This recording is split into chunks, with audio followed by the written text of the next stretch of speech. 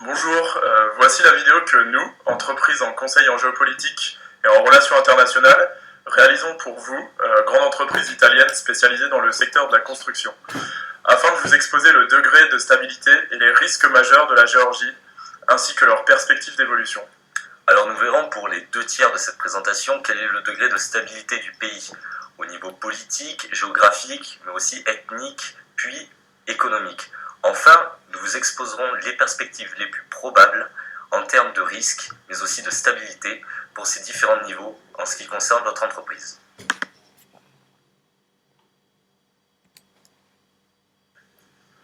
La Géorgie est un pays situé entre la Turquie, l'Arménie, l'Azerbaïdjan, la mer Noire et la Russie, avec laquelle il a une frontière montagneuse naturelle, le Grand Caucase, et ayant obtenu son indépendance en 1991 suite à l'effondrement de l'URSS.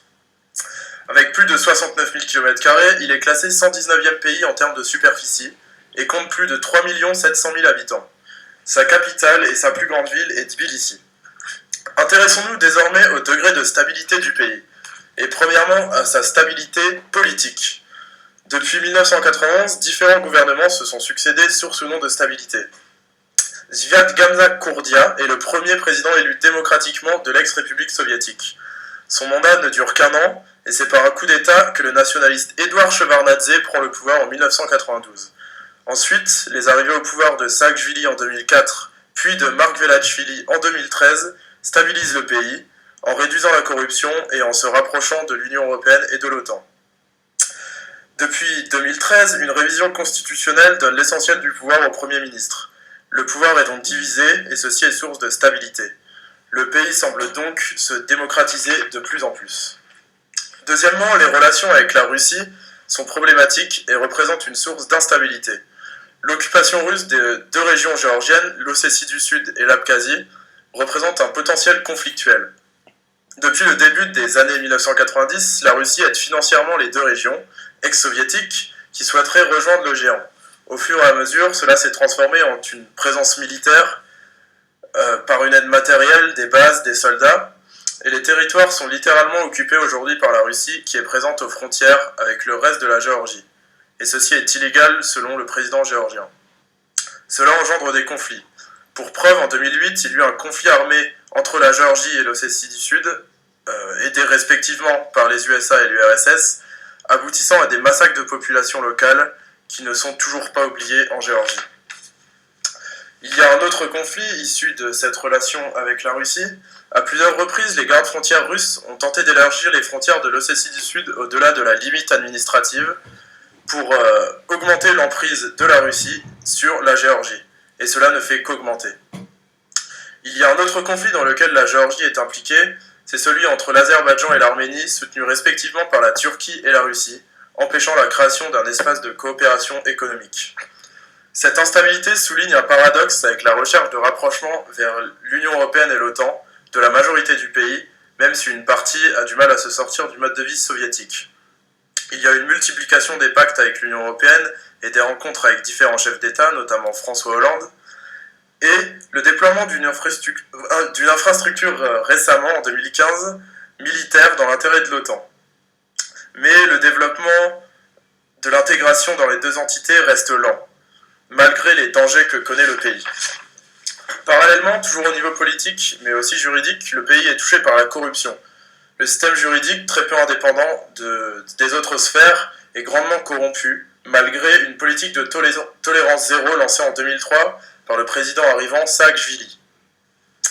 Point positif, la criminalité reste faible dans le pays. Par exemple, les cambriolages, notamment d'entreprises, ne sont pas plus nombreux que dans un pays d'Union européenne.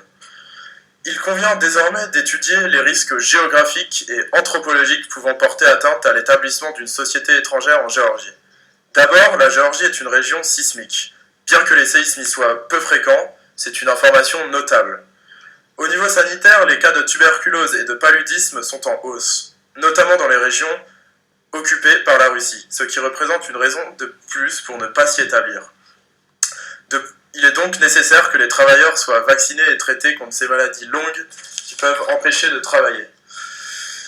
Dernièrement, des tensions ethniques subsistent dans le pays suite à la guerre civile qui avait créé des clivages entre Géorgiens, Arméniens et Grecs par exemple. Il y a donc une difficulté de trouver une identité nationale entre les différentes ethnies, les anti-russes et les pro-russes. À cela s'ajoute la présence de djihadistes dans la vallée de Pankissi, et il est totalement inconcevable pour une entreprise de s'y installer. Et dernièrement, les brutalités sous-jacentes du régime nuisent à son image moderne, par les tortures en prison, par exemple, recensées envers les opposants du parti en 2012. Pour ce qui est du secteur économique, en dépit des principaux indicateurs évoluant favorablement, l'investissement privé risque d'être freiné par les incertitudes politiques et les taux d'intérêt élevés. L'investissement public devrait demeurer le principal moteur de l'activité géorgienne. Ainsi, des projets d'infrastructure devraient soutenir l'activité de la construction.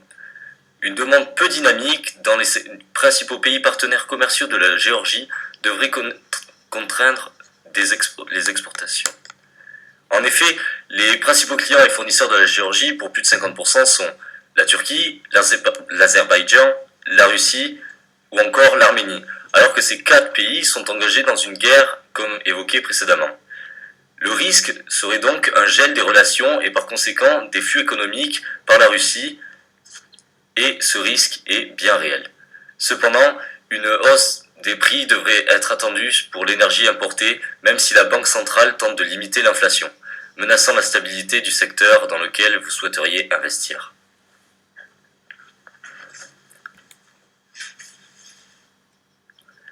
Parlons maintenant de l'état du secteur de la construction en Géorgie. Avec un taux de croissance de 3% prévu pour 2016, une politique plutôt néolibérale sur ces dernières années, des opportunités de développement se profilent pour les entreprises étrangères.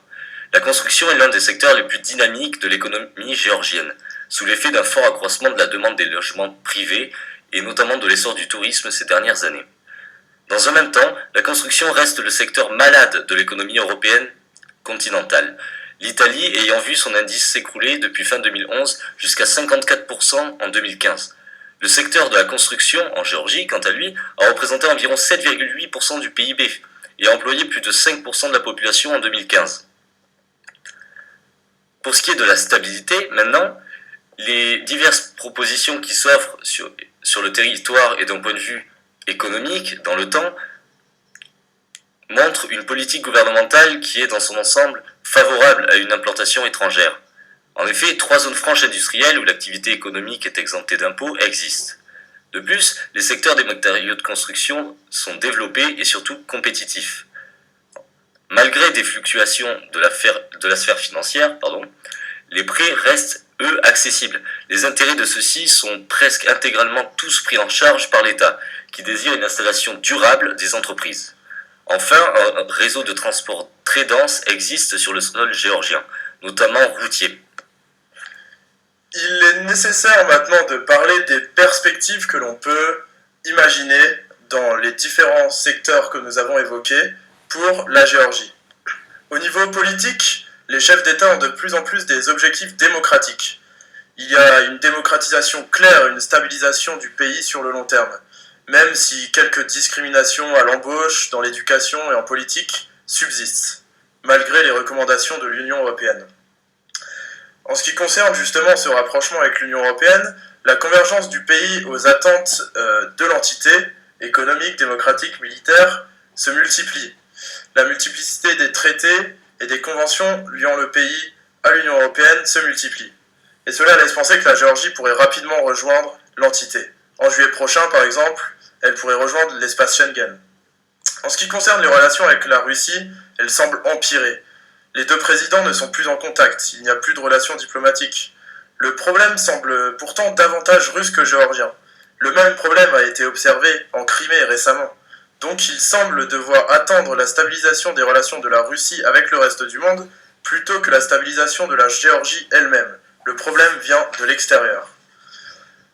Autre part, les risques sanitaires sont réels et en augmentation, bien que négligeables par rapport à quelques pays pauvres, surtout en Ossétie du Sud et en Abkhazie.